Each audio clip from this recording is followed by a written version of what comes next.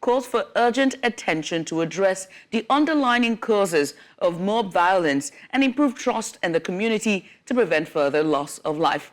And so joining us now to discuss the findings of this report and its implications is Antoinette Onyekwelu. She is a security analyst with SBM Intelligence. Antoinette, you're welcome to the program. Thank you so much. Thank you so much for coming on. I would like to start by asking about the report. I would like for you to highlight, a shocking number. It highlights a shocking number of fatalities due to mob violence over the past 2 years. So one has to ask, what are the primary factors that is driving the rise in mob violence in Nigeria? Okay, mob violence has been a recurring thing in Nigeria, so SBM, we decided to do a report, an updated report. The previous one we did was between 2019 to early May 2022. So the updated one is from early May 2022 to June 2024. So from the report, we found out that the major cause of this mob violence is actually remote causes and immediate causes. So the remote causes, I would say, is the distrust. Most Nigerians no longer have trust in Nigeria judicial system, so they prefer to take the laws into their hands. And also, they no longer trust the law enforcement agencies in our country. They believe that the law enforcement agencies are no longer there to protect the citizens. So they decide to take the laws into their hands. And again, I would say is the ethnic and religious differences in Nigeria. Nigeria, we have a diverse ethnic religion and ethnicity and religious differences. So these differences now causes conflicts among us, which will now take us to the immediate factors of this mob violence, which are blasphemy, armed robbery, and we have ritual killings, we have missing genitals, and the rest of them. So those are the factors contributing to this mob violence in Nigeria. Let me pick from what you said. You talked about distrust being a major contributor. Is there strong basis to that when it comes to reality? I mean, yes, there are reports of jailbreaks, for instance. There are reports of people not getting justice, Would you say that the people will maybe do not trust the line of justice? Let me use that word. I'm including the police, the judicial system, and all of that. Do they have a foundation for that distrust? Yes, we can see it play out in so many cases in Nigeria. For example, there are cases where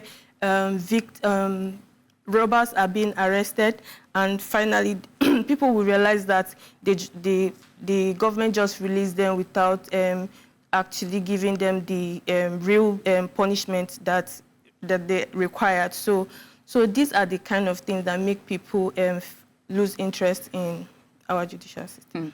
And speaking of, judicial system and our police, there's also forced brutality, and it's cited as a significant contributor to extrajudicial deaths that we've seen as well with this mob violence. Can you elaborate on how the issue has exacerbated the problem of mob violence? Okay, yeah, so SBM, there's this thing we do. We take daily track of these incidents, and we've seen it play out in so many incidents where for example, there's one incident that happened in Amodofi local government area in Lagos State, where task force came to arrest Okada riders. When they were arrested, unluckily for one, he came back in that area again, and one of the riders now recognized him, so he had to, call other people, and they gathered and they killed them. So we have so many incidents of forced brutality, and it's actually contributing to the mob violence in Nigeria. All right, let's also look at the cultural dimensions you talked about. And I think I'll just add it with also superstition. Part of it includes accusations of witchcraft, and you talked about genital... missing genitals. I've seen stories of that.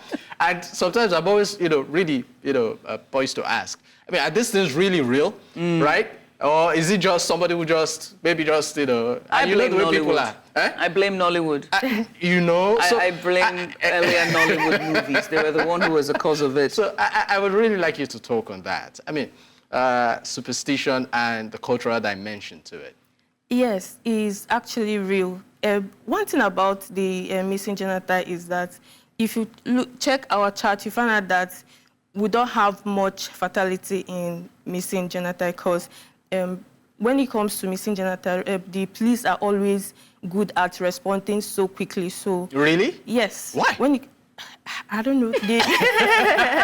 I think we have incidents where so many incidents about missing genital where police actually rescue people, quick responses, yes, compared to other type of issues. Yes. Okay, because... Well, you should be happy that they're trying to save you from a situation of missed genitals. Okay. Yes, I mean, it's actually happening. But It's I don't know. I feel like asking, dwelling on that. Yeah. Just to, have you, I mean, for victims that complain of such, what symptoms do they produce to have a strong case that would involve the police?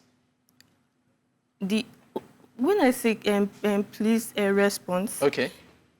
in the act already. When they're trying to exactly. lynch them and accusing them of stealing someone's genital, the police jumps in and tries to save them as quickly as possible. To save the situation. Okay. Yeah. That's very interesting. It is.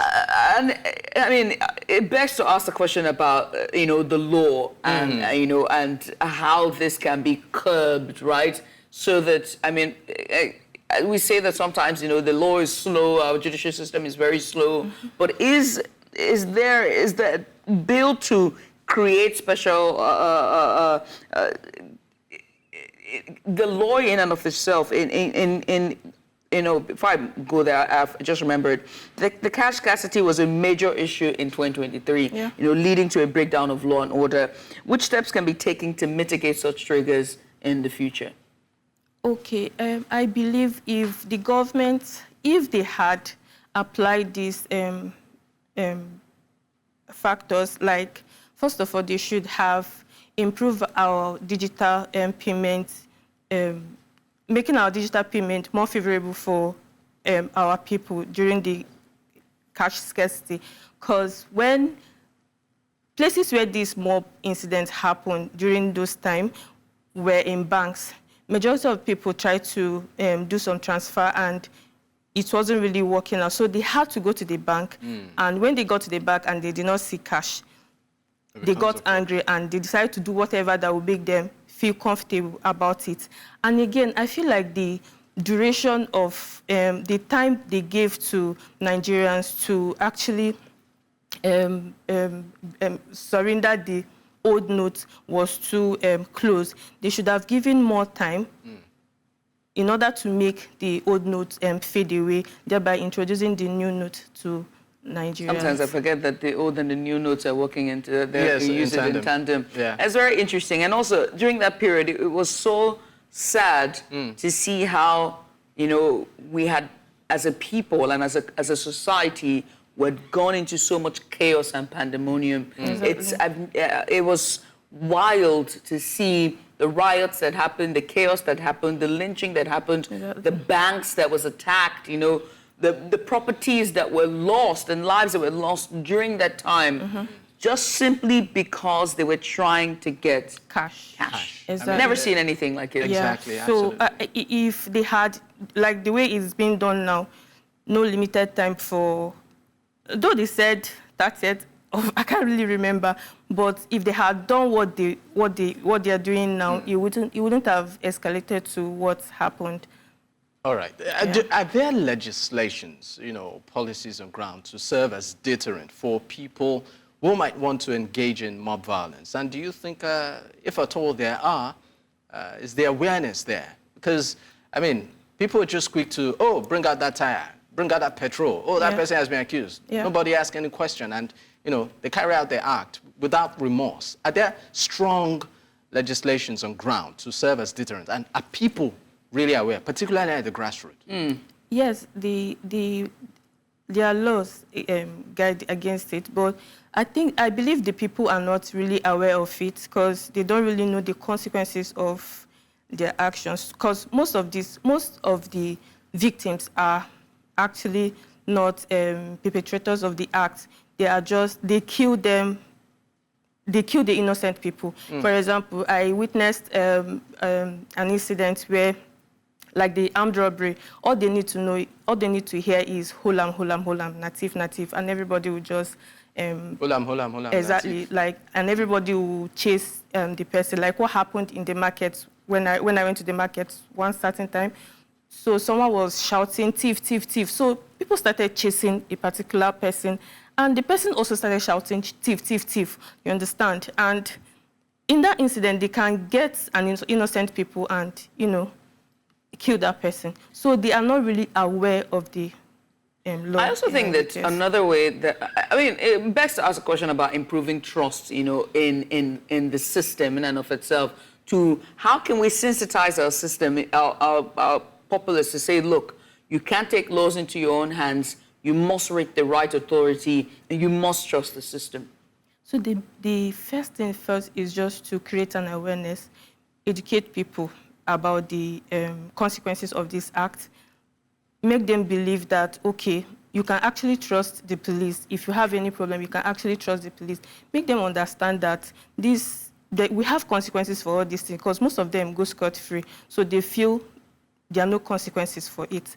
And again, they should also have a proactive means. The government should also create a proactive means of actually tackling this more violence, and also create more riot security personnel that can actually respond quickly whenever these incidents are happening. A dedicated squad, so to speak. Yeah, exactly. Yeah, I think so. And also consequences. If people start to see the consequences of their action, they would, very quickly act right and do the right thing. Antoinette. Yes, and not just arresting. When you arrest, you actually make it public so that people will see the consequences of the action. So I mean, just before we conclude this, I'm still going to go back to the cultural aspect.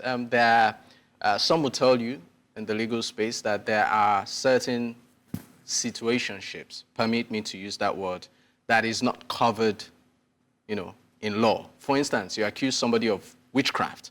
How can you prove it that this person is a witch? So there are, several, cultural / superstitious, situations. And so for people that feel, okay, these situations are not covered by the law, the only way to deal with it is to take matters into their own hands. So how do you suggest this can actually, be resolved?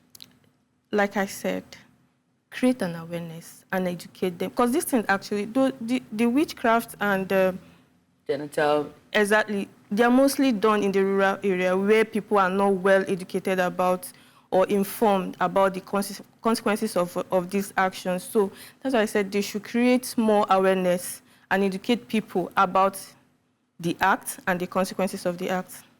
All right. Yes, Well, Annette, I want to say thank you. Thank you so much for coming. We appreciate you for your insights. This issue is clearly long.